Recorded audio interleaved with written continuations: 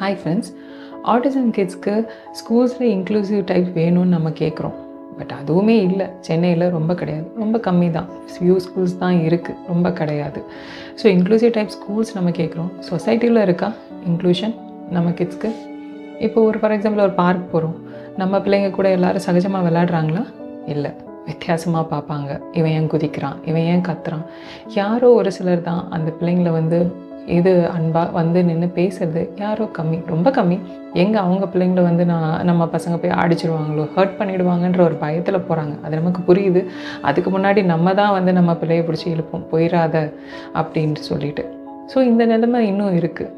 ஏன் நம்ம kids special school படித்தாலே அது ஒரு வித்தியாசமாக வருங்க. ஸ்பெஷல் ஸ்கூலா அப்படின்னு கேட்குற நிறையா பேரண்ட்ஸ் இருக்காங்க. இங்கே தான் படிக்கிறானா, இவ்வளோ தான் தெரியுமா, இவ்வளோ நாலேஜ் தான் இருக்கா அப்படின்னு இன்னுமே நிறையா பேரோட கிரிட்டிசிசம்ஸ் இன்னும் இருக்குது. அக்செப்டன்ஸ் இருக்கா சொசைட்டியில்?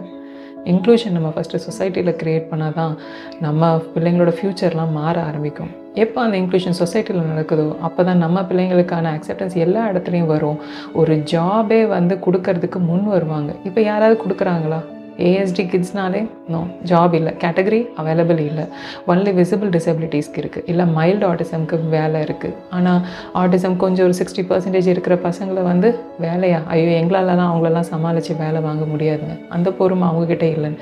ஈவன் ட்ரெயின் பண்ண ஆளுங்க நம்மளே அனுப்பிச்சாலும் கூட அவங்க ரொம்ப ஸ்லோவாக செய்கிறாங்க அப்படின்னு.